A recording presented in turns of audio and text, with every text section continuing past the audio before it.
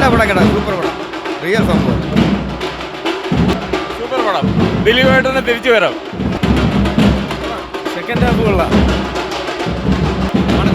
നല്ല നല്ല ആ റീ സ്റ്റോറി അതേപോലെ എടുത്തു വെച്ചത്. അതൊക്കെ അതിനെക്കുറിച്ച് കണ്ട അഭിപ്രായം പറയുന്നത് തന്നെയാണ് നല്ലത്. Average average. സൂപ്പർ, നല്ല പടം, ഒന്നും പറയാനില്ല, നല്ല പടം, നല്ല പടം. സിനിമ ഒരു റിയൽ ഇൻസിഡൻറ്റുമായിട്ട് കണക്ട് ചെയ്തിട്ടാണ്. അപ്പോൾ നമ്മളെ ഒരു ഇൻസിഡൻറ്റിനെ പറ്റിയൊക്കെ നമ്മൾ വായിക്കുമ്പോഴോ അല്ലെങ്കിൽ പറഞ്ഞ് കേൾക്കുമ്പോഴോ നമുക്ക് ഭയങ്കര ഭീകരത നമുക്ക് ഫീൽ ചെയ്യും. ഒരു പോലീസിൻ്റെ നടന്നായോട്ടോ അല്ലെങ്കിൽ പോലീസ് ഭീകരത എന്നൊക്കെ. അപ്പോൾ അതിൻ്റെ എന്തെങ്കിലും ഒരു അംശങ്ങൾ കാണാൻ സാധിക്കും എന്നുള്ളൊരു പ്രതീക്ഷയിലാണ് ഞാൻ വന്നത്. പക്ഷേ അത് ഒരു സൈഡായി പോയി. അത് പ്രതീക്ഷിച്ച രീതിയിൽ അത് വന്നിട്ടില്ല എന്ന് തന്നെ പറയാം. സിനിമ തുടക്കം മുതൽ അവസാനം വരെ വളരെ അതിനാടകീയ രീതിയിലാണ്.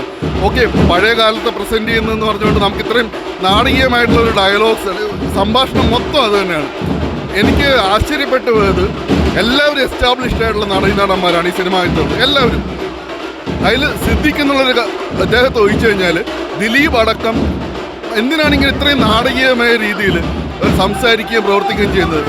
എടുത്തു പറയേണ്ടത് പ്രണീത സുഭാഷ് എന്ന നടി. അപ്പോൾ പുള്ളിക്കാരി കന്നഡയിലും തെലുങ്കിലും ആയിട്ട് നല്ല എസ്റ്റാബ്ലിഷ് ആയിട്ട് നിൽക്കുന്ന ഒരു പുള്ളിക്കാരി. അവർക്ക് ഇതിൻ്റെ കഥ ശരിക്കും മനസ്സിലാവാത്തതുകൊണ്ടാണ്, ഡയലോഗ്സ് മനസ്സിലാവാത്തത് കൊണ്ടാണോ എന്താണെന്ന് അറിയത്തില്ല. പല സീനുകളിൽ അവരുടെ മുഖത്ത് വരുന്ന ഭാവവും പക്ഷേ ഇതുമായിട്ട് സിങ്ക് ആവുന്നില്ല.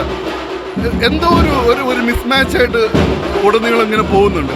പിന്നെ ഞാൻ പറഞ്ഞ പോലെ എല്ലാവരും ഒരുമാതിരി ഒരു എക്സ്ട്രീം ഒരു നാടകീയതാണ്, ഒരു ഭാവം അതാണ്.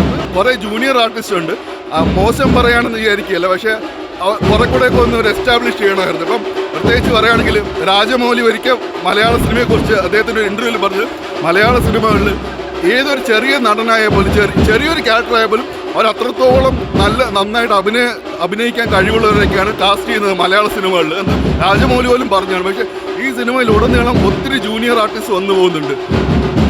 കാരണം അറ്റ്ലീസ്റ്റ് പറയണമല്ലോ, ഇന്ന സീനാണ് വരുന്നത്, ഇന്ന രീതിയിൽ നിങ്ങൾ അങ്ങനത്തെ ഒരു എക്സ്പ്രഷനാണ് നിങ്ങളുടെ മുഖത്തേക്ക് പറയേണ്ടത്.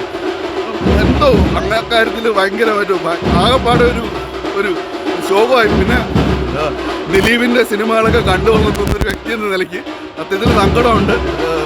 പുള്ളിയുടെ പേഴ്സണൽ ലൈഫ് എന്താണെന്ന് അതിനെക്കുറിച്ചൊന്നും നമ്മൾ ബോധേടാവേണ്ട ആവശ്യമില്ല. പുള്ളി നടനാണ്, പുള്ളിയുടെ സിനിമകൾ കാണാം. പക്ഷേ കുറച്ച് വർഷങ്ങളായി പുള്ളിക്ക് എന്ത് പറ്റി ക്രിയേറ്റീവായി ചിന്തിക്കാനുള്ള പുള്ളിയുടെ മനസ്സിൻ്റെ ഒരു എന്താണെന്നറിയില്ല, നല്ല വിഷമമുണ്ട് എനിക്ക്. ഇനി അടുത്ത സിനിമയിലെങ്കിലും പുള്ളി നല്ല രീതിയിലൊരു ഇത് വരട്ടെ എന്നുള്ളൊരു ആഗ്രഹമുണ്ട്.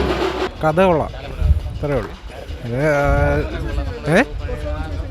കൊള്ളാം, ദിലീപിൻ്റെ കൊള്ളാം. പിന്നെ BGM ഒക്കെ കൊള്ളാം. ഇമോഷണലാണ്, കണക്ട് ചെയ്യാൻ പറ്റുന്നുണ്ട്, കഥയൊക്കെ മനസ്സിലാവുന്നുണ്ട്. പിന്നെ ദിലീപിൻ്റെ ആ ക്യാരക്ടറാണ് ഇഷ്ടം. ഓവറോൾ കൊള്ളാം, ഒരു 90% ഓക്കെയാണ്. പടം കൊള്ളാം, കുഴപ്പമില്ല, നല്ല പടം. ഇൻ്റർവെല്ലിന് ശേഷം കൊള്ളാം. ഇൻ്റർവെല്ലിന് മുന്നേ കുറച്ച് ലാഗായിരുന്നു, ഇൻ്റർവെല്ലിന് ശേഷം കൊള്ളാം. അല്ല, കുറേ കാര്യങ്ങളൊക്കെ നമ്മൾ ഒരുപാട് പടങ്ങളിൽ വന്നിട്ടുള്ള ക്ലീഷേ പോലെ കുഴപ്പമില്ല.